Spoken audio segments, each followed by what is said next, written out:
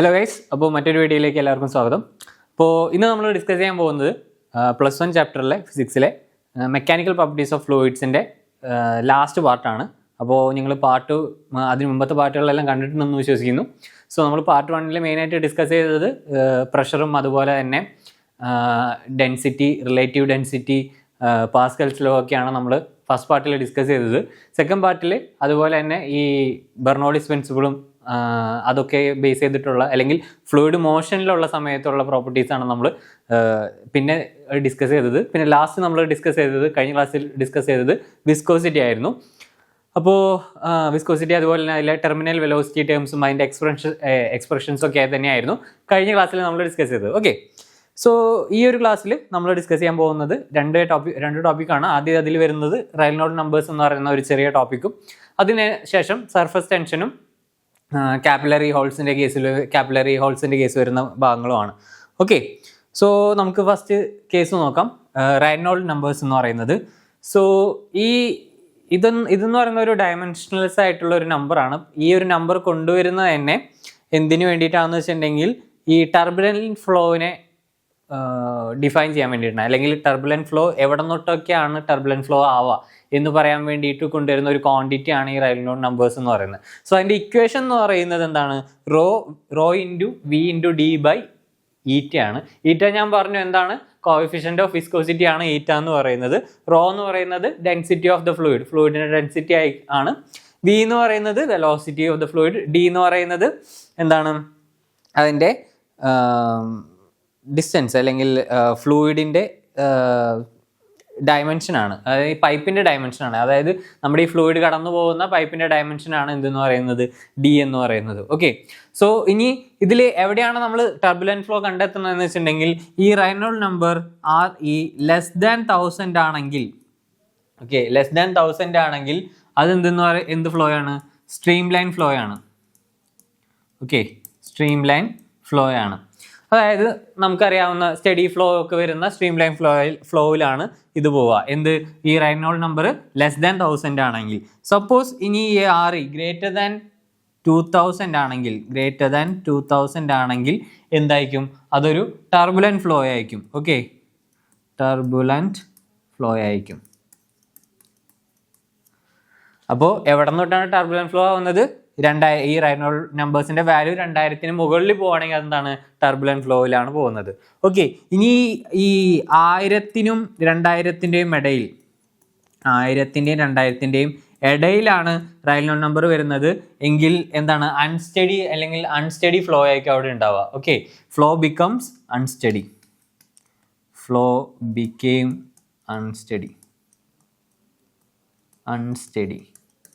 Okay, so ഈ ഒരു നമ്പേഴ്സിൻ്റെ എന്താ പറയുക, ഇതിൻ്റെ ആവശ്യകത എന്താണെന്ന് വെച്ചിട്ടുണ്ടെങ്കിൽ നമ്മളിത് കുറേ ആപ്ലിക്കേഷൻസിൽ യൂസ് ചെയ്യുന്നുണ്ട്. നമ്മൾ വിമാനങ്ങളൊക്കെ നിർമ്മിക്കുന്ന സമയത്ത് ഈ ഒരു നമ്പേഴ്സിൻ്റെ അടിസ്ഥാനത്തിലൊക്കെ നമ്മൾ അതിൻ്റെ പല പാർട്ടുകളും നിർമ്മിക്കുന്നുണ്ട്. കാരണം നമുക്ക് അറിയാം, വിമാനത്തിൽ സഞ്ചരിക്കുന്ന സമയത്തിലൊക്കെ, എയറോപ്ലെയിനിലൊക്കെ സഞ്ചരിക്കുന്ന സമയത്ത് എന്താണ്?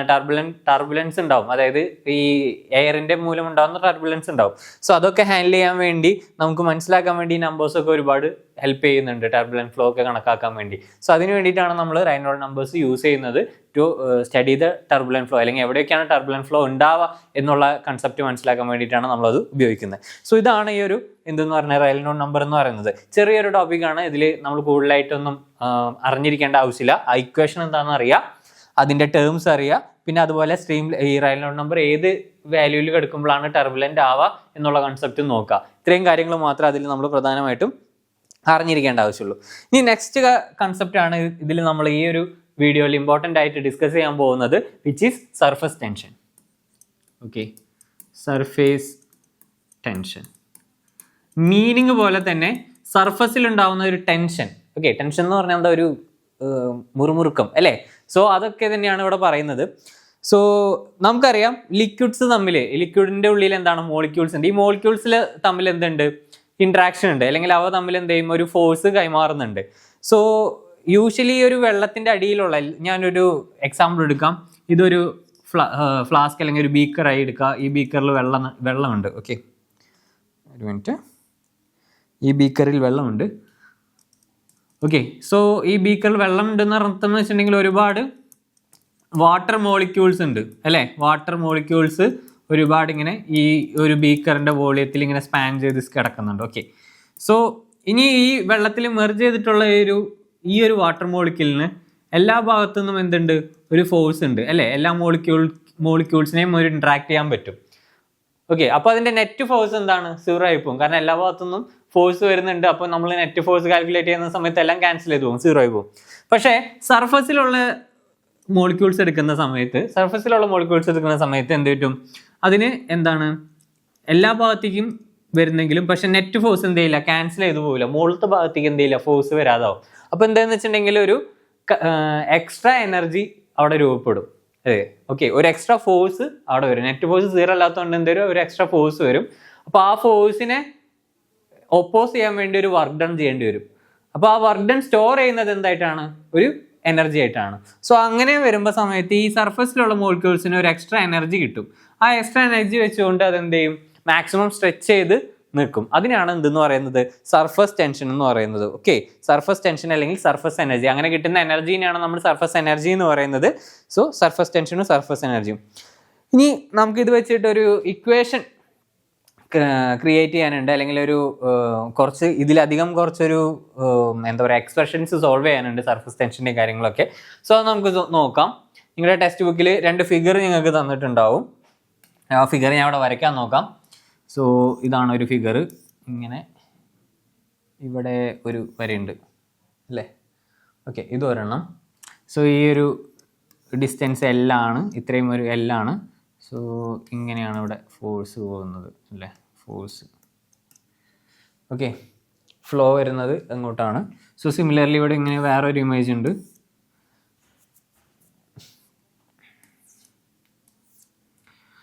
ഇവിടെയും എൽ തന്നെയാണ് ഇതിൻ്റെ ഡിസ്റ്റൻസ് വരുന്നത്. സോ ഈ ഒരു ഗ്യാപ്പ് ഡെൽറ്റ ഡി ആണ്. ഓക്കെ, ഈ ഒരു ഗ്യാപ്പ് ഡെൽറ്റ ഡി എടുക്കണോ അല്ലെങ്കിൽ ഡി എടുക്കണോ, ഇങ്ങനെ വേണമെങ്കിൽ എടുക്കാമല്ലോ. വേണ്ട, കൺഫ്യൂസ് ചെയ്യിപ്പിക്കുന്ന എന്തിനാണ്, ഡെൽറ്റ ഡി എന്നാക്കുന്നത് വേണ്ട, ഡി ആയിട്ട് എടുക്കാം നമുക്ക്. അവരവിടെ ഡെൽറ്റ ഡി എന്നൊക്കെ എടുക്കുന്നുണ്ട്, നമുക്ക് ഡി ആയിട്ട് എടുക്കാം സിമ്പിളായിട്ട്. ഓക്കെ, ഡി ആയിട്ട് എടുത്തു. ഓക്കെ, ഇനി സിമിലർലി ഇവിടെ ഇങ്ങനെ ഫ്ലോ വരുന്നുണ്ട്. ഓക്കെ, ഞാൻ എൻ്റെ ക്വസ്റ്റ്യൻ ഇത് വായിക്കാം. Consider A horizontal liquid film. ഇതാണ് ഒരു ലിക്വിഡ് ഫിലിം എന്ന് പറയുന്നത്. ഇതാണ് ഇവിടെ ഒരു ലിക്വിഡ് ഫിലിം എന്ന് പറയുന്നത്.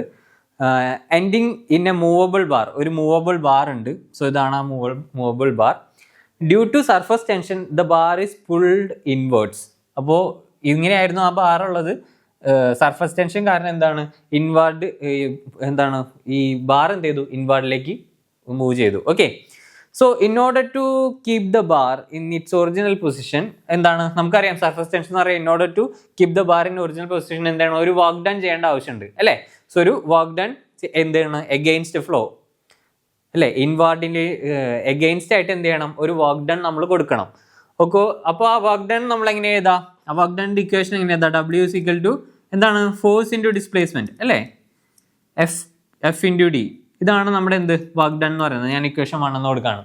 ഓക്കെ, അപ്പോൾ വർക്ക് ഡൺ ഇൻക്രീസ് ചെയ്യും എന്ത്, സർഫസ് എനർജി ഇൻക്രീസ് ചെയ്യുന്ന സമയത്ത്. സോ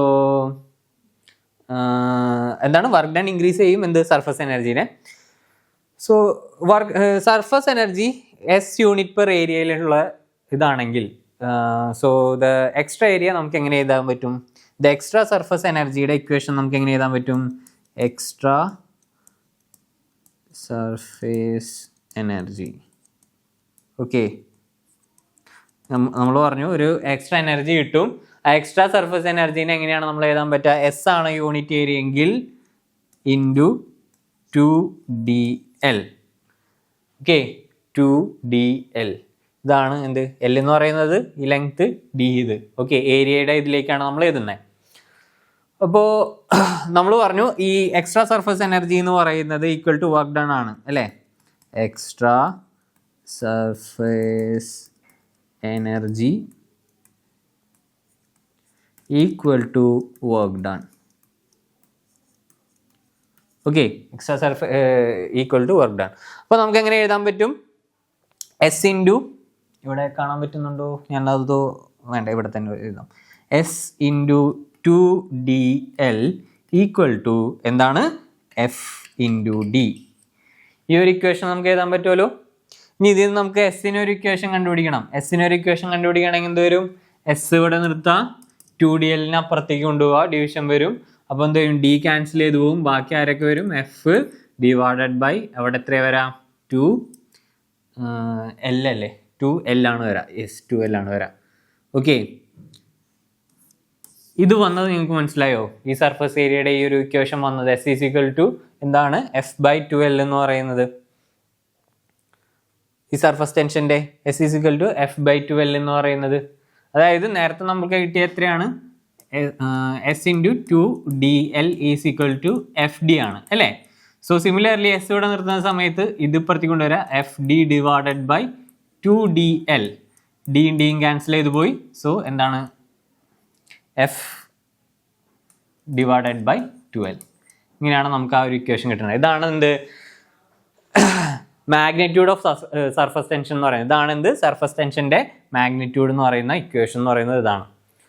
ഓക്കെ, അപ്പോൾ നമ്മൾ ഡെഫിനേഷൻ ഓഫ് സർഫസ് ടെൻഷൻ എന്ന് പറഞ്ഞത് എന്താണ്? ഇനി നമ്മൾ ഡെഫിനേഷൻ ഓഫ് സർഫസ് ടെൻഷനിലേക്ക് എത്തിയിട്ടില്ല. എന്താണ് സർഫസ് ടെൻഷന്റെ ഒരു ഇക്വേഷൻ എന്ന രീതിയിൽ എത്തിയിട്ടില്ല. സോ സർഫസ് ടെൻഷൻ എന്ന് പറയുന്നത് എന്താണ്? ഇതിൽ നിന്ന് നമുക്ക് പറയാൻ പറ്റും എന്താ? ഫോഴ്സ് ബൈ എന്താണ്? ഏരിയ ആണോ ലെങ്ത് ആണോ? ഇതിൽ നിന്ന് എന്താ? ഈ ഒരു ഇക്വേഷൻ എന്താ മനസ്സിലായി? എഫ് ഫോഴ്സ് ആണെന്ന് പറഞ്ഞു. ഇതെന്താണ്? എൽ എന്താണ്? എൽ എന്ന് പറയുന്നത് ലെങ്ത് ആണ്. ഓക്കെ, എൽ എന്ന് പറയുന്നത് ലെങ്ത് ആണ്. സോ നമുക്ക് എങ്ങനെ എഴുതാൻ പറ്റും? Surface tension is equal to force divided by length. അല്ലെങ്കിൽ നമുക്ക് എങ്ങനെ എഴുതാം? Surface tension S is equal to surface energy divided by area. ഇതും എന്ത് തന്നെയാണ്? സർഫസ് ടെൻഷന്റെ ഇക്വേഷൻ തന്നെയാണ്. ഒന്നില്ലെങ്കിൽ നമുക്ക് എന്ത് പറയാം? ഫോഴ്സ് ബൈ ലെങ്ത് എന്ന് പറയാം, അല്ലെങ്കിൽ എന്താണ്? Surface energy divided by area എന്നും പറയാം. രണ്ടും എന്തിലേക്കാണ് എത്തിക്കുന്നത്? സർഫസ് ടെൻഷനിലേക്ക് തന്നെയാണ് എത്തിക്കുന്നത്. ഓക്കെ, സോ ആ ഐഡിയ ഒന്ന് മനസ്സിൽ വിചാരിക്കുക. സർഫസ് ടെൻഷൻ എന്ന് പറയുന്നത് മെയിൻ ആയിട്ട് എന്താണെന്ന് അറിയേണ്ടത്? ഫോഴ്സ് ബൈ ലെങ്ത് ആണ് എന്ത്?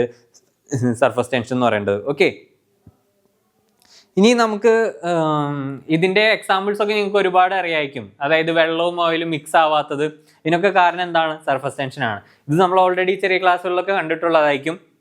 എന്താണ്? ടീച്ചർ ഓയിലും വെള്ളമൊക്കെ ഒഴിക്കുന്ന സമയത്ത് ഓയിലും വെള്ളവും സെപ്പറേറ്റ് ആയിട്ട് നിൽക്കുന്നതൊക്കെ നിങ്ങൾക്ക് കാണാൻ പറ്റും. സോ അതൊക്കെ എന്തിന്റെ ഭാഗമാണ്? സർഫസ് ടെൻഷന്റെ ഭാഗമാണ്. ഇനി നമ്മൾ നോക്കേണ്ട ഒരു കേസ് ആംഗിൾ ഓഫ് കോണ്ടാക്ട് ആണ്. ഓക്കെ, ആംഗിൾ ഓഫ് കോണ്ടാക്ട് അതായത് ഈ ലിക്വിഡ് സർഫസുമായി വരുന്ന കോണ്ടാക്ട്, അത് വളരെ ഇമ്പോർട്ടൻ്റ് ആയിട്ടുള്ള ഒരു കേസാണ് ആംഗിൾ കോണ്ടാക്ട്. ഓക്കെ, ഫസ്റ്റ് പഠിക്കേണ്ടത് when the contact is obtuse എന്ന് പറയുന്ന ഒരു കേസാണ്. Angle of contact is obtuse. ഇതിന്റെ മീനിങ് എന്താ? 90 ഡിഗ്രിയേക്കാളും കൂടുതലാവുന്നതിനാണ് നമ്മൾ എന്ത് പറയുന്നത്?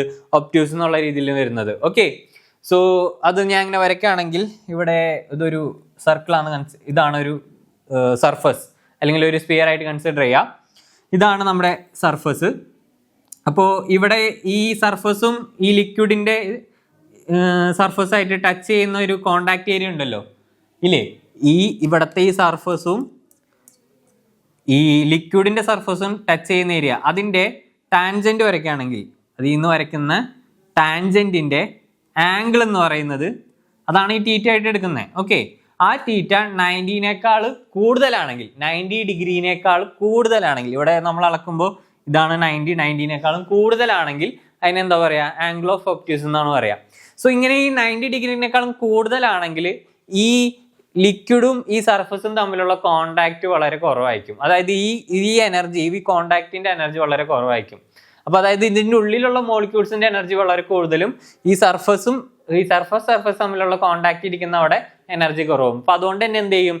ഇത് ആ ഒരു സർഫസിനെ നനയ്ക്കാതെ തന്നെ, അല്ലെങ്കിൽ അവിടെ എന്ത് ചെയ്യും? കൂടുതൽ നനവൊന്നും വരുത്താതെ നീങ്ങിപ്പോവും. സോ വാട്ടറൊക്കെ അതിന്റെ ഒരു എക്സാമ്പിൾ ആണ്. മെർക്കുറി സർഫസിലൂടെ പോകണം, അല്ലെങ്കിൽ വാട്ടർ മെഴുകിൽ കൂടെ വെള്ളം പോകുന്ന കണ്ടിട്ടില്ലേ നിങ്ങൾ? ഒരു നനവ് പോലും തട്ടാതെ പോകുന്നത്. അതേപോലെ തന്നെ മെർക്കുറി ഒഴുകുന്നൊക്കെ. സോ അതൊക്കെ കാരണം എന്താണെന്ന് വെച്ചിട്ടുണ്ടെങ്കിൽ അതിന്റെ ആ മെർക്കുറിയുടെ ഡ്രോപ്സും നമ്മുടെ സർഫസും തമ്മിൽ എന്താണ് 90 ഡിഗ്രി കൂടുതലാണ് ആംഗിള്. അപ്പോൾ അതുകൊണ്ട് തന്നെ എന്താണ് അവ തമ്മിൽ എന്താ പറയുക ഒരു റിയാക്ഷനോ അല്ലെങ്കിൽ അതിനെന്ത് ചെയ്യുന്നില്ല, നനയ്ക്കാതെയാണ് അത് വിടുന്നത്, അല്ലെങ്കിൽ ആ ഒരു ഇൻട്രാക്ഷൻ അവിടെ കുറവാണ്. ഇനി സപ്പോസ് ആംഗിൾ കുറവാണെന്ന് വെക്കാം. ആംഗിൾ കുറവാണെങ്കിൽ എന്താണ് അക്യൂട്ട് എന്നാണ് നമ്മൾ പറയുക അല്ലേ. Angle of contact is acute means എന്താണ് 90 ഡിഗ്രീനേക്കാളും താഴെ ആയിരിക്കും തീറ്റ. 90 ഡിഗ്രീനേക്കാളും താഴെ ആവുന്ന സമയത്ത്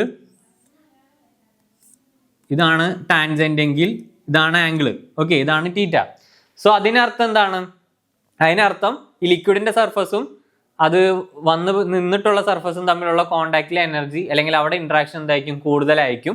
അപ്പൊ അതെന്ത് ചെയ്യും, അത് ആ ഒരു എന്താ പറയാ ആ ഒരു മെറ്റീരിയലിനെ നനപ്പിച്ചിട്ട്, അല്ലെങ്കിൽ ഇപ്പോൾ ഈ എന്താ പറയാ തേനൊക്കെ നമ്മുടെ ഇതിൽ ഷർട്ടിലോ ഇതിലൊക്കെ ഒഴുകി പോകുന്നുണ്ട്, അല്ലെങ്കിൽ കെച്ചപ്പ് ഏറ്റവും നല്ല ഉദാഹരണമാണ് കെച്ചപ്പ് നമ്മുടെ മേത്ത് വീണിട്ടുണ്ടെങ്കിൽ അത് ആ ഒലിച്ചു പോകുന്ന സ്ഥലത്തെല്ലാം എന്തായിരിക്കും, ഒരു റെഡ് കളർ വരും അല്ലേ. അതിന്റെ കാരണം എന്താണെന്ന് വെച്ചിട്ടുണ്ടെങ്കിൽ അത് നിങ്ങളുടെ ഷർട്ടും ഈ എന്താ പറയാ ആ കെച്ചപ്പിന്റെയും തമ്മിലുള്ള ആംഗിൾ എന്ന് പറയുന്നത് എന്താണ് 90 ഡിഗ്രീനേക്കാൾ കുറവാണ്. അപ്പൊ അതുകൊണ്ടാണ് അവിടെ ആ ഒരു സംഭവം നടക്കുന്നത്. എന്ത് രസമല്ലേ, ആംഗിൾ വെച്ചുകൊണ്ട് നമുക്ക് എന്തുകൊണ്ടാണ് നമ്മുടെ ഷർട്ടിൽ എന്താ പറയുക കെച്ചപ്പ് വീഴുമ്പോൾ അതിന് കറ വീഴുന്നതെന്നൊക്കെ പറയാൻ പറ്റുന്നത്. കാരണം അവിടെ റിയാക്ഷൻ നടക്കും, അല്ലെങ്കിൽ അവരുടെ ഇൻട്രാക്ഷൻ വരും. ഈ ഷർട്ടിന്റെ സർഫസും കെച്ചപ്പിന്റെ ടച്ച് ചെയ്തിട്ടുള്ള സർഫസുമായിട്ട് അവിടെ ഒരു ഇൻട്രാക്ഷൻ വരും. അങ്ങനെയാണ് അതവിടെ നടക്കുന്നത്. ഓക്കെ, സോ അതാണ് അവിടെ പറയാനുള്ള പ്രധാനപ്പെട്ട ഒരു കാര്യം എന്ന് പറയുന്നത്. ഇനി ഇതിൽ നോക്കാൻ നമുക്ക് പഠിക്കേണ്ട കാര്യം ഡ്രോപ്സ് ആൻഡ് ബബിൾസ് എന്ന് പറയുന്ന ഒരു കൺസെപ്റ്റാണ്. അതായത് എന്തുകൊണ്ടാണ് ഈ വെള്ളത്തുള്ളികളും ഈ അതുപോലെ തന്നെ ബബിൾസും ഒക്കെ ഒരു സ്പിരിക്കൽ ഷേപ്പ് അല്ലെങ്കിൽ ഒരു സ്പിരിക്കൽ ഷേപ്പിലേക്ക് വരുന്നത് എന്തുകൊണ്ടാണ് എന്നുള്ള കാര്യമാണ് നമ്മളോട് ചോദിക്കുന്നത്. അതിന് കാരണം ഇതന്നെയാണ്, സർഫസ് ടെൻഷൻ ആണ്. കാരണം എന്താണ്, കുറച്ച് ഏരിയ എടുക്കാൻ, അതായത് ലിക്വിഡ് ഡ്രോപ്സുകളായാലും ബബിൾസ് ആയാലും ഏറ്റവും കുറവ് ഏരിയയിലാണ് നിൽക്കാൻ ശ്രമിക്കുക.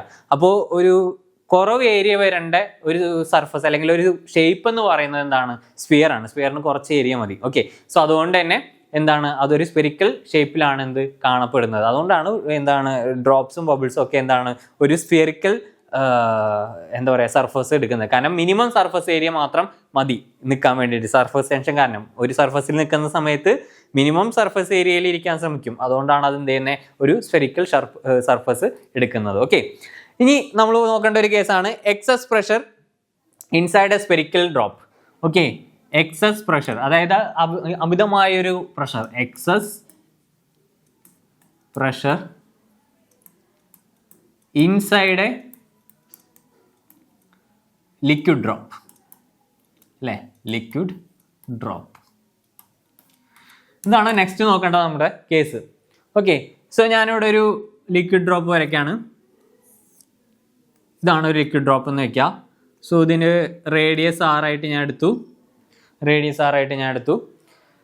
ഇവിടെ ഉള്ളിലൊരു പ്രഷർ ഉണ്ട്, അതിന് ഞാൻ PI എന്ന് കൊടുത്തു. P ഇൻസൈഡ്, പ്രഷർ ഇൻസൈഡ് എന്നുള്ള രീതിയിൽ ഞാൻ PI എന്ന് കൊടുത്തു. ഇനി നമുക്ക് പറയാൻ ഡ്യൂ ടു സർഫസ് ടെൻഷൻ എന്താ പ്രശ്നം എന്ന് വെച്ചിട്ടുണ്ടെങ്കിൽ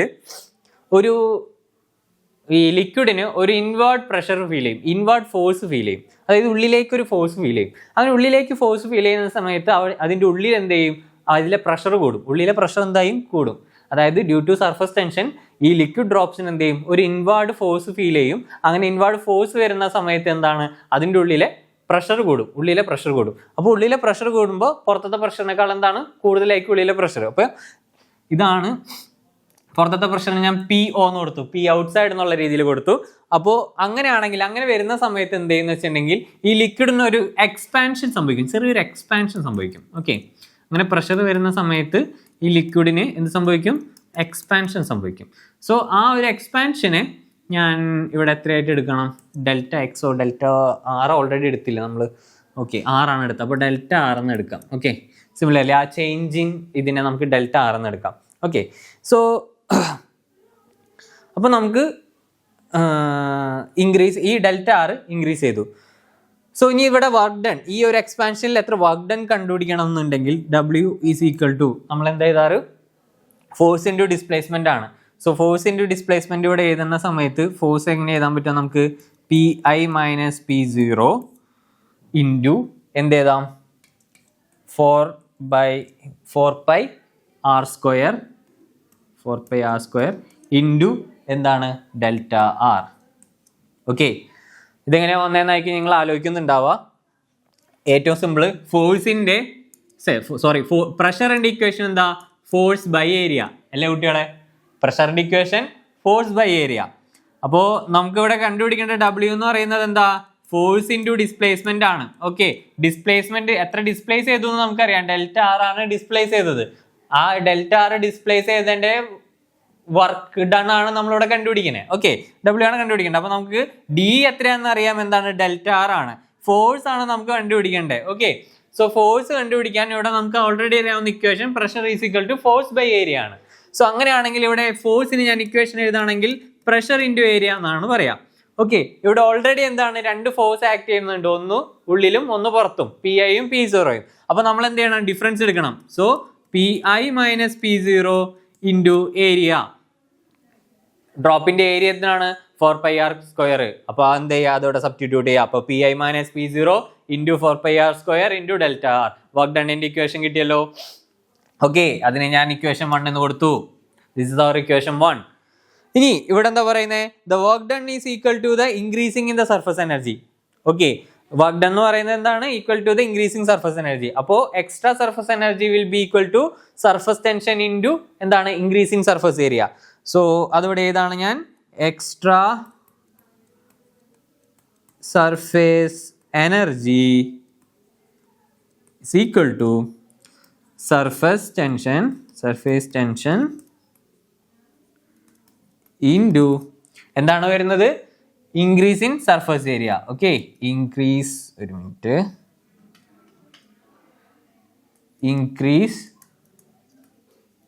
ഇൻ സർഫസ് ഏരിയ. ഓക്കെ, ഇതാണ് നമുക്കറിയാവുന്ന ഒരു കേസ്. ഇനി ജസ്റ്റ് എന്ത് ചെയ്യുക? അതിൽ വാല്യൂസ് ഇട്ട് കൊടുക്കുക. സർഫസ് ടെൻഷൻ എന്ന് പറയുമ്പോൾ എന്താണ്? 4 pi r സ്ക്വയർ വേണ്ട, അത് നമുക്ക് ആദ്യം r plus del R whole square ഇങ്ങനെ ഇട്ടാൽ മതി. ഓക്കെ, ആദ്യം എങ്ങനെ, എന്നിട്ട് നമുക്ക് എക്സ്പാൻഷൻ പിന്നെ എഴുതാം. അല്ലെങ്കിൽ നിങ്ങൾക്ക് കൺഫ്യൂഷൻ ആവും എങ്ങനെയാണ് അത് എക്സ്പാൻഷൻ വരുന്നതെന്നൊക്കെ. Okay, minus increasing surface area അല്ലേ, അപ്പോൾ അത് 4 pi r square. Okay, 4 pi r square. ഇതാണ് അതിൻ്റെ ഇക്വേഷൻ എന്ന് പറയുന്നത്. സോ ഞാൻ അടുത്തൊരു പേജ് എടുക്കുകയാണ്. സോ ഈ r plus del R whole square എന്ന് പറയുന്നത് a പ്ലസ് ബി ഹോൾ സ്ക്വയറിൻ്റെ എക്സ്പാൻഷനിലായിട്ട് എഴുതാം. സോ അങ്ങനെ വരും. നമുക്കപ്പോൾ 4 pi കോമൺ ആയിട്ട് പുറത്തെടുക്കാം. r സ്ക്വയർ പ്ലസ് എന്താണ്? 2r del R plus del R whole square. ഇങ്ങനെയല്ലേ എക്സ്പാൻഷൻ വരുന്നത്? പിന്നെ എന്ത് ചെയ്യാൻ പറ്റും? ഈ 4 പൈനെ കോമൺ ആയിട്ട് എടുത്തു. നമുക്ക് ഒരു കാര്യം ചെയ്യാം, 4 പൈനെ എൻ്റയർലി അങ്ങോട്ട് കോമൺ ആയിട്ട് എടുക്കാം. ഒരു മിനിറ്റ്. ഇവിടെയും എന്താണ്? ഒരു 4 പൈ, ഇവിടെ ഒരു r അല്ലേ, ഇവിടെ ഒരു 4 pi r സ്ക്വയർ അല്ലേ.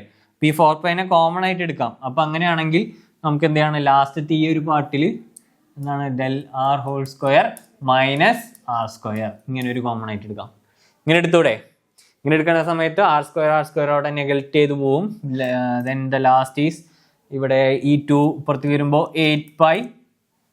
ബാക്കി എന്താ വരുന്നത്? അവിടെ ഡെൽ ആർ സ്ക്വയറും ഡെൽറ്റ ആറും കൂടിയും വരും. So R del R. Okay, R delta R എന്നുള്ള രീതിയിൽ വരും.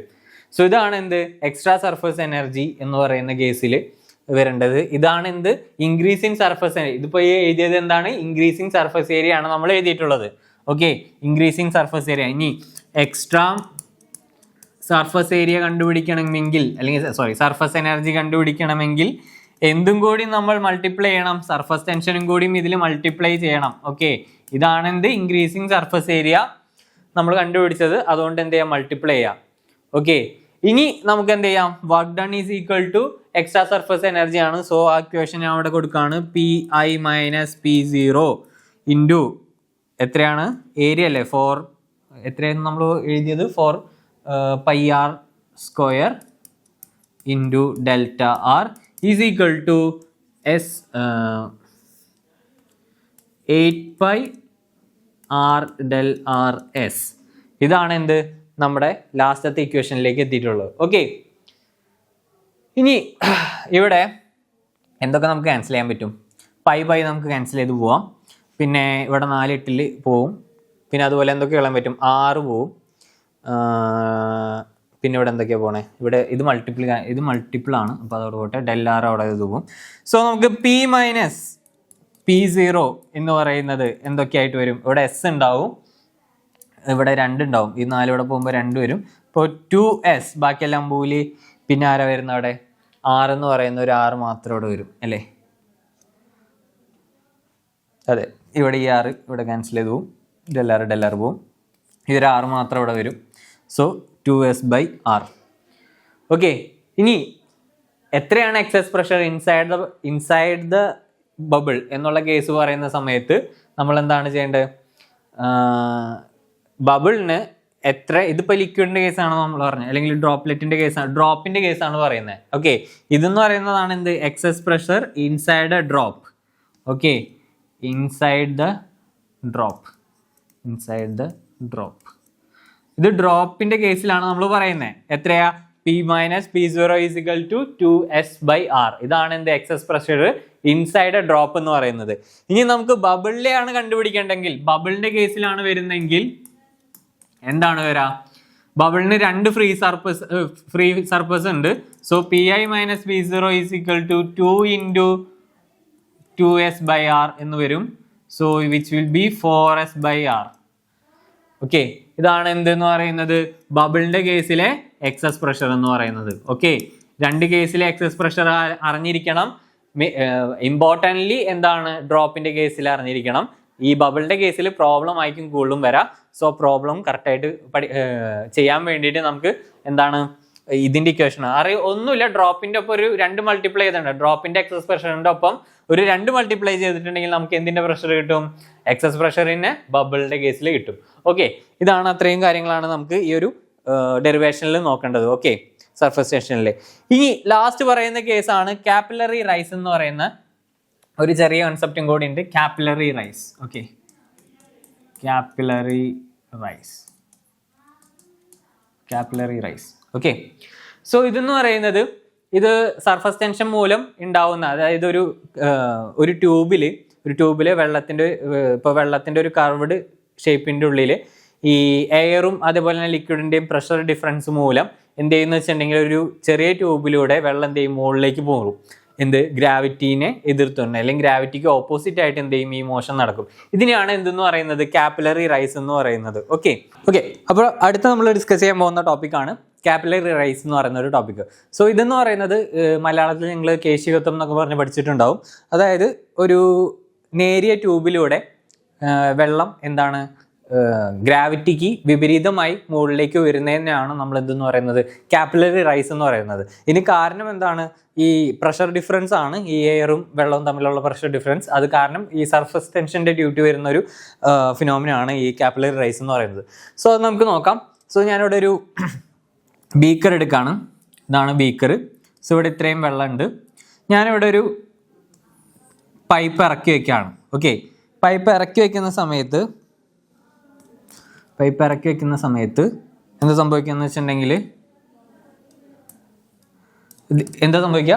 ഇതിലൂടെ വെള്ളം കയറിയിട്ട് ഇവിടെ വരെ ഒരു വെള്ളം വന്ന് കിടക്കും. ഓക്കെ, സോ ഇത് പോയിന്റ് എ ആയിട്ട് എടുക്കാം. ഇതൊരു point A, this is point C, this is our point B. Okay, ഇവിടെയാണ് പോയിന്റ് ബി. ഓക്കെ, സോ ഇതിൻ്റെ ഉള്ളിലൊരു പ്രഷർ ഉണ്ടാവും. അപ്പോൾ ഇത് പ്രഷർ ഔട്ട് PO, ഇവിടെ PI എന്ന് ഞാൻ കൊടുക്കുകയാണ്. ഇത്രയും കേസുകൾ. ആൻഡ് ഈ ഹൈറ്റ് എത്രയാണോ വെള്ളം ഉയർന്നത് അതിനെ ഞാൻ H എന്ന് ഡിനോട്ട് ചെയ്യുകയാണ്. ഓക്കെ, സോ ഇനി എല്ലാം വരുന്നത് ഈ ഒരു പാർട്ടിലാണ്. അതായത് ആ വെള്ളത്തിൻ്റെ ഏരിയ. അത് ഞാനിവിടെ ഒന്ന് സൂം ചെയ്ത് വരയ്ക്കാണ്. സോ ഇതാണ് ആ വെള്ളം വരുന്ന ഭാഗം എന്ന് പറയുന്നത്. ഓക്കെ, ഇതാണ് വെള്ളം ഇവിടെ ഇങ്ങനെ ഇരിക്കുന്നത്. സോ എന്താണ് നമുക്ക് ഇതാണ് റേഡിയസ്. നമ്മൾ പറഞ്ഞു എ റേഡിയസ് എന്നാണ് പറഞ്ഞിട്ടുള്ളത്. So this is our radius here. And ഇവിടെ വരുന്ന ആംഗിൾ ആണ് ആക്ച്വലി എന്തെന്ന് പറയുന്നത്? ഇതാണ് എ റേഡിയസ്. അതുപോലെ തന്നെ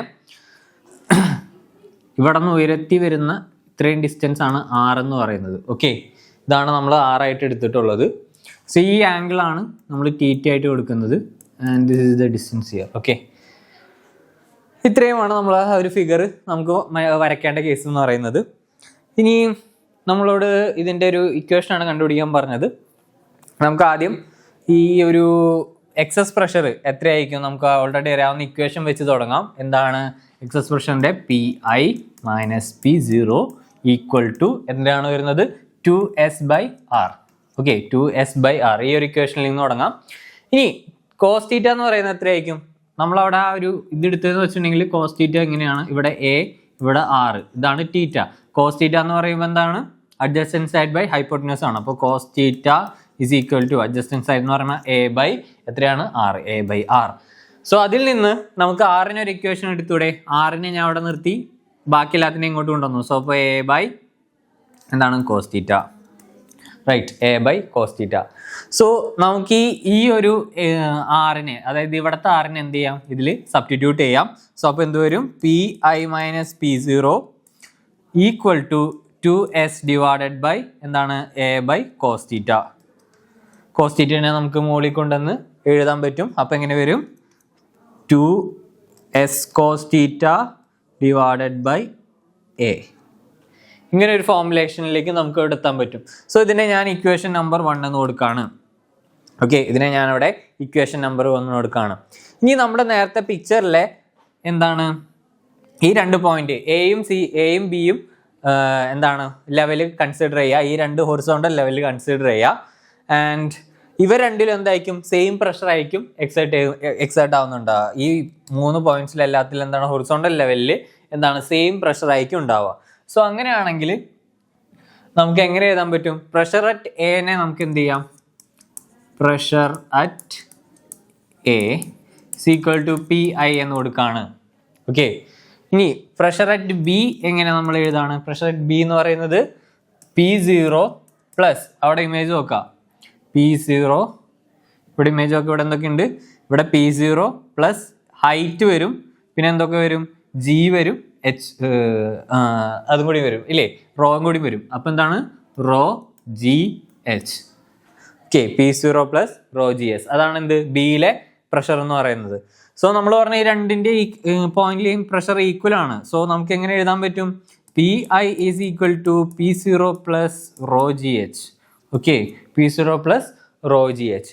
സോ ഇതിൽ നിന്ന് നമുക്ക് എന്ത് ചെയ്യാം? PI - P0 എന്ന് പറയുന്നത് എന്താണ്? ഈക്വൽ ടു റോ GH എന്നാണ് എഴുതാം. ഓക്കെ, ഇതിനെ ഞാൻ ഇക്വേഷൻ 2 എന്ന് എഴുതാണ്. ഓക്കെ, ഇക്വേഷൻ 2 എന്ന് എഴുതാണ്. ഇനി നമ്മൾ ഇക്വേഷൻ 1 ഉം 2 എന്ന് നോക്കാം. നിങ്ങൾ ഇക്വേഷൻ 1 എന്താണ്? ഇവിടെ PI - P0 ആണ് equal to 2S cos theta by A. അതാണ് നമ്മുടെ ഇക്വേഷൻ 1. ഇവിടെ ഇക്വേഷൻ 2 എന്താ? PI - P0 equal to rho GS. അതായത് രണ്ട് ഇക്വേഷൻ്റെയും LHS ഈക്വൽ ആണ്. അങ്ങനെയാണെങ്കിൽ എന്താണ്? RHSും ഈക്വൽ ആയിരിക്കും. റൈറ്റ് ഹാൻഡ് സൈഡും എന്താണ്? ഈക്വൽ ആയിരിക്കും. സോ നമുക്ക് എങ്ങനെ എഴുതാം? Rho GH is equal to 2S cos theta divided by A. ഇങ്ങനെ എഴുതാൻ പറ്റും. ഓക്കെ, ഇതിൽ നിന്ന് ഹൈറ്റിൻ്റെ Hന് ഞാൻ ഒരു ഇക്വേഷൻ എഴുതാണ്.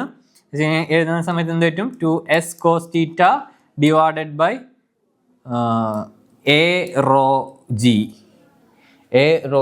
എന്നല്ലെങ്കിൽ റോ GA, എങ്ങനെ വേണമെങ്കിലും എഴുതാം. ഓക്കെ, ഇതാണ് എന്ത് കാപ്പിലറി ഹൈറ്റിൻ്റെ ഇക്വേഷൻ എന്ന് പറയുന്നത്. സോ ഇതിൻ്റെ കോൺസിക്വൻസ് എന്ന് പറയുന്നത് സർഫസ് ടെൻഷൻ ആണ്. കാരണം എന്തുകൊണ്ടാണ് കാപ്പിലറി റൈസ് ഉണ്ടാവുന്നതെന്ന് ചോദിച്ചിട്ടുണ്ടെങ്കിൽ അത് സർഫസ് ടെൻഷൻ മൂലമാണ് എന്ത് വരുന്നത്. ഇനി ഇവിടെ ശ്രദ്ധിക്കുക, കാപ്പിലറി റൈസ് ലാർജർ ആവുന്നത് എപ്പോഴും എന്താണ്? സ്മോളർ ഏരിയയിലാണ്. നോക്കാം. ഓക്കെ, എന്താണ് ഇവിടെ ഏരിയ എന്ന് പറയുന്നത്? എന്താ? ഇൻവേഴ്സ്ലി പ്രൊപ്പോർഷണൽ ആണ്. മീനിങ് എന്താ? ചെറിയ ഏരിയയിലുള്ള ട്യൂബിൽ കൂടെ ആയിരിക്കും കൂടുതൽ എന്ത് വരുന്നത്? കാപ്പിലറി റൈസ് വരുന്നത്. ഈ കാപ്പിലറി റൈസ് നമുക്ക് എല്ലായിടത്തും കാണട്ടോ. നിങ്ങളൊരു ഫ്രഷ് ലൈം വാങ്ങിച്ച് അതിൻ്റെ ഒപ്പം കിട്ടുന്ന സ്ട്രോയിൽ എന്തുണ്ട്? ഈ കാപ്പിലറി റൈസ് ഉണ്ട്. ഓക്കെ, നിങ്ങൾ എപ്പോഴെങ്കിലും ശ്രദ്ധിച്ചിട്ടുണ്ടോ? നിങ്ങൾ സ്ട്രോ വലിക്കാതെ തന്നെ ജസ്റ്റ് സ്ട്രോ വെള്ളത്തിൽ ഇട്ടിട്ട് ജസ്റ്റ് കൈ കൊണ്ട് അതിൻ്റെ മോൾ ഭാഗം അമർത്തി പൊക്കിയതിന് ശേഷം നിങ്ങളുടെ കൈ വെച്ച് ആ സ്ട്രോ ഇടുക. അപ്പോൾ അതിൽ നിന്ന് വെള്ളം വീഴുന്ന കാണാം. അപ്പോൾ എങ്ങനെയാണ് അതിൽ വെള്ളം വന്നതെന്ന് വെച്ചിട്ടുണ്ടെങ്കിൽ അതിൻ്റെ അർത്ഥമാണ് എന്ത്? ഈ കാപ്പിലറി റൈസ് ആണ് അതിന് കാരണം എന്ന് പറയുന്നത്. ഓക്കെ, സിമ്പിളായിട്ട് നമ്മളെപ്പോഴും നിത്യേന കുടിക്കുന്ന സ്ട്രോയിലൊക്കെ ഈ ഒരു കാപ്പിലറി റൈസ് ആണ് നമ്മൾ കാണപ്പെടുന്നത്. സോ ഈ ഇക്വേഷൻ എന്ത് മനസ്സിലായി? കാപ്പിലറി റൈസിന്റെ കൂടുകയാണെങ്കിൽ അതിനർത്ഥം എന്താണ്, അവിടെ ഏരിയ കുറവായിരിക്കും, ആ ട്യൂബിന്റെ ഏരിയ കുറവാകുമ്പോഴാണ് കാപ്പിലറി റൈസ് ലാർജർ ആവുന്നത്. സോ ഇത് ഇത്രയുമാണ് ഈ ഒരു ലാസ്റ്റ് പാർട്ടിൽ നമുക്ക് പഠിക്കേണ്ടതായിട്ടുള്ളത്. മെക്കാനിക്കൽ പ്രോപ്പർട്ടീസ് ഓഫ് ഫ്ലൂയിഡ്സിൽ മെയിനായിട്ട് നമ്മൾ അറിഞ്ഞിരിക്കേണ്ട കാര്യങ്ങൾ, ആദ്യം പ്രഷർ എന്ന് പറയുന്ന കൺസെപ്റ്റ് വ്യക്തമായിരിക്കണം. അതിനുശേഷം നമ്മൾ അറിഞ്ഞിരിക്കേണ്ടത് ഡെൻസിറ്റി ആണ്. ഡെൻസിറ്റി എന്ന് പറഞ്ഞാൽ മാസ് ബൈ വോളിയം.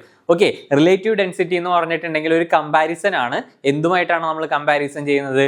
വെള്ളത്തിന്റെ ഡെൻസിറ്റി 4 ഡിഗ്രി സെൽഷ്യസിലുള്ള അല്ലെങ്കിൽ 277 കെൽവിൻ ഡിഗ്രി ടെമ്പറേച്ചറിലുള്ള വെള്ളത്തിന്റെ ഡെൻസിറ്റിയുമായി കമ്പയർ ചെയ്ത് കിട്ടുന്ന അതാണ് റിലേറ്റീവ് ഡെൻസിറ്റി എന്ന് പറയുന്നത്. ഓക്കെ, അതിനുശേഷം നമ്മൾ പാസ്കൽസ് ലോ പഠിച്ചു, അതേപോലെ തന്നെ സ്ട്രീം ലൈൻ ഫ്ലോ പഠിച്ചു. ഈ പാസ്കൽസ് ലോയിൽ ഹൈഡ്രോളിക് ലിഫ്റ്റും കാര്യങ്ങളൊക്കെ പറഞ്ഞു, ഹൈഡ്രോളിക് ബ്രേക്സ് കാര്യങ്ങൾ പറഞ്ഞു. അതേപോലെ ഈ Pascal's ലോയുടെ equation F2 = F1 × A2 / A1 എന്ന് പറയുന്ന ഇക്വേഷൻ വളരെ ഇമ്പോർട്ടൻ്റ് ആണ് പ്രോബ്ലം ചെയ്യാൻ വേണ്ടി. അതിനുശേഷം നമ്മൾ ബെർണോളിസ് പ്രിൻസിപ്പിളിലേക്ക് കടക്കുകയാണ്. ബെർണോളിസ് പ്രിൻസിപ്പിൾ എന്ന് പറഞ്ഞ ഒരു നോൺ വിസ്കസ് ഫ്ലൂയിഡ് ഒഴുകുന്ന സമയത്ത് അതിൽ വരുന്ന പ്രഷറും അതിൻ്റെ കൈനറ്റിക് എനർജിയും അതുപോലെ തന്നെ പൊട്ടൻഷ്യൽ എനർജിയുടെയും സം എന്ന് പറയുന്നത് എന്താണ്? കോൺസ്റ്റന്റ് ആണ്. ഇത് ഈ ഒരു ബെർണോളിസ് പ്രിൻസിപ്പിൾ മെയിൻ ആയിട്ട് പറയുന്നത് എനർജി കൺസർവേഷൻ ആണ്. എന്തിന്റെ? ഒരു നോൺ വിസ്കസ് ഫ്ലൂയിഡിന്റെ സ്ട്രീം ലൈൻ ഫ്ലോയിലൂടെയുള്ള എനർജി കൺസർവേഷൻ ആണ് സത്യത്തിൽ എന്തെന്ന് പറയുന്നത് ഈ ബെർണോളിസ് പ്രിൻസിപ്പിൾ പറയുന്നത്. സോ അതിനുശേഷം ബെർണോളിസ് പ്രിൻസിപ്പിളിന്റെ ആപ്ലിക്കേഷൻസ് ആയി നമ്മൾ നോക്കി. ഏതാണ്? ഓവർഫ്ലോ വരുന്ന അല്ലെങ്കിൽ എഫ്ലക്സ് വരുന്ന, അതുപോലെ തന്നെ ടോർസലി ലോ വെച്ചിട്ടുള്ള ആപ്ലിക്കേഷൻ നോക്കി. അതിനുശേഷം മാഗ്നസ് എഫക്റ്റ് ആയിരുന്നു നമ്മൾ നോക്കിയത്. ഓക്കെ, അതിനുശേഷം വരുന്ന ഒരു കൺസെപ്റ്റ് ആണ് വിസ്കോസിറ്റി എന്ന് പറയുന്നത്. വിസ്കോസിറ്റി നമ്മൾ നോക്കി എന്താണ്? ഒരു ഫ്രിക്ഷണൽ ആയിട്ടുള്ള ഒരു ഫോഴ്സ്, അതായത് ലിക്വിഡ് റിലേറ്റീവ് മോഷനിലുള്ള സമയത്ത് അതിന്റെ സർഫസും ഈ ഒഴുകുന്നതിന്റെ സർഫസുമായിട്ടുള്ള കോണ്ടാക്റ്റിൽ വരുന്ന ഒരു ഫോഴ്സ് ഫ്രിക്ഷണൽ ഫോഴ്സിനെയാണ് നമ്മൾ വിസ്കോസിറ്റി എന്ന് പറയുന്നത്. അതിന്റെ കോഎഫിഷ്യന്റ് ഓഫ് വിസ്കോസിറ്റി നമ്മൾ ഈറ്റ പഠിച്ചു. അതുപോലെ തന്നെ അതുമായി റിലേറ്റ് ചെയ്തിട്ടുള്ള സ്റ്റോക്സ് ലോ പഠിച്ചു. അതായത് ഒരു സ്പിയർ ഒരു ഫ്ലൂയിഡിലൂടെ സഞ്ചരിക്കുന്ന സമയത്ത് ആ ഫ്ലൂയിഡിന് അനുഭവപ്പെടുന്ന ഡ്രാഗ് ഫോഴ്സിന്റെ F = 6π∗ എന്ന് പറയുന്ന ആ ഒരു ഇക്വേഷൻ നമ്മൾ അതിലൂടെ പഠിച്ചിട്ടുണ്ട്. ഓക്കെ, ഇതൊക്കെയാണ്, ഇത്രയും കാര്യങ്ങളാണ് നമ്മൾ വിസ്കോസിറ്റിയിൽ നമ്മൾ പ്രധാനമായിട്ട് പഠിച്ചത്. പിന്നെ അതിനുശേഷം സർഫസ് ടെൻഷനിൽ എന്താണ് സർഫസ് ടെൻഷൻ, അതുപോലെ തന്നെ സർഫസ് എനർജി, അതിനുശേഷം എന്തൊക്കെയാണ് അതിൽ പഠിച്ചത്? ലാസ്റ്റ് നമ്മൾ പഠിച്ചത് എന്തൊക്കെയാണ്? Excess pressure inside drop and bubble. അതായത് ഒരു ഡ്രോപ്ലെറ്റിലുള്ള എക്സസ് പ്രഷറും അതേപോലെ തന്നെ ഒരു ബബിളിലുള്ള എക്സസ് പ്രഷറും നമ്മൾ ഈ ഒരു കേസിൽ പറഞ്ഞു പോയി. പിന്നെ എന്തുകൊണ്ടാണ് ഈ ഡ്രോപ്ലെറ്റും ബബിൾസും ഒരു സ്പെരിക്കൽ ഷേപ്പ് എടുക്കുന്നത് എന്നുള്ള കാര്യം കൂടി നമ്മൾ നോക്കിയിട്ടുണ്ട്. പിന്നെ അതുപോലെ തന്നെ ടെർമിനൽ വെലോസിറ്റി, ഈ വിസ്കോസിറ്റിയിലെ കേസിൽ ഞാൻ പറയാൻ വിട്ട ഒരു കേസാണ് ടെർമിനൽ വെലോസിറ്റി. അതായത് ഒരു മഴത്തുള്ളി അന്തരീക്ഷത്തിൽ താഴേക്ക് വീഴാണ്, അപ്പോൾ അതിന് അനുഭവപ്പെടുന്ന അല്ലെങ്കിൽ അതിൽ അച്ചീവ് ചെയ്യുന്ന വെലോസിറ്റി, ടെർമിനൽ വെലോസിറ്റിയിലേക്ക് എങ്ങനെയാണ് അത് എത്തിച്ചേരുന്നത് എന്നുള്ള കാര്യങ്ങളൊക്കെ നമ്മൾ ഇതിൽ ഡിസ്കസ് ചെയ്തു. പിന്നെ ലാസ്റ്റ് പറയുന്നത് കാപ്പിലറി റൈസ് ആണ്. എന്താണ് കാപ്പിലറി റൈസ് എന്ന് പറയുന്നത്, എങ്ങനെയാണ് അത് സംഭവിക്കുന്നതെന്നൊക്കെ നമ്മൾ നോക്കി, അതിനൊരു ഇക്വേഷൻ കണ്ടെത്തി. അപ്പോൾ കാപ്പിലറി റൈസ് കൂടുകയാണെങ്കിൽ അതിൻ്റെ മീനിങ് എന്താണ്? അത് ഒഴുകുന്നത് ഏറ്റവും ഒരു ഏരിയ ക്രോസ് സെക്ഷൻ കുറഞ്ഞിട്ടുള്ള ഒരു ട്യൂബിലൂടെ ആയിരിക്കും എന്താണ് ഏറ്റവും കൂടുതൽ കാപ്പിലറി റൈസ് ഉണ്ടാവുക എന്നുള്ളത്. അതായത് ചെറിയ നേരിയ എന്താ പറയുക, പൈപ്പ് ആവുന്ന സമയത്ത് അല്ലെങ്കിൽ ക്രോസ് സെക്ഷനുള്ള ഒരു ട്യൂബ് ആവുന്ന സമയത്ത് അതിലൂടെ എന്താണ് ഏറ്റവും കൂടുതൽ എന്താ പറയുക ലിക്വിഡ് മുകളിലേക്ക് റൈസ് ചെയ്യുന്ന കേസാണ് പറയുന്നത്. സോ ഇത്രയേ ഉള്ളൂ മെക്കാനിക്കൽ പ്രോപ്പർട്ടീസ് ഓഫ് ഫ്ലൂയിഡ് എന്ന് പറയുന്ന ചാപ്റ്റർ എന്ന് പറയുന്നത്. വളരെ ഇമ്പോർട്ടൻ്റ് ആയിട്ടുള്ള ഒരു ചാപ്റ്ററാണ്. നിങ്ങൾ ഭാവിയിൽ എഞ്ചിനീയറിംഗ് ഫീൽഡിലേക്കൊക്കെ പോകുന്നവരാണെങ്കിൽ വളരെ ഇമ്പോർട്ടൻ്റ് ആയിട്ട് വരുന്ന ഒരു ചാപ്റ്ററാണ് ഫ്ലൂയിഡ്സിൻ്റെ കേസ് എന്ന് പറയുന്നത്. ഇനി നിങ്ങൾക്ക് ഫ്ലൂയിഡിനെ കുറിച്ച് പഠിക്കണം എന്ന് ആഗ്രഹമുള്ളവരാണെങ്കിൽ ഫ്ലൂയിഡ് ഡൈനാമിക്സ് എന്ന് പറയുന്ന ഒരു വലിയ ശാഖ തന്നെയുണ്ട് ആക്ച്വലി റിസർച്ച് ചെയ്യുന്നത്. സോ അതിനെക്കുറിച്ചൊക്കെ നിങ്ങൾക്ക് കൂടുതൽ നോക്കാവുന്നതാണ്. സോ ഇത്രയേ ഉള്ളൂ ഇന്നത്തെ ക്ലാസ് എന്ന് പറയുന്നത്. അടുത്ത ക്ലാസ്സിൽ കാണാം. Thank you.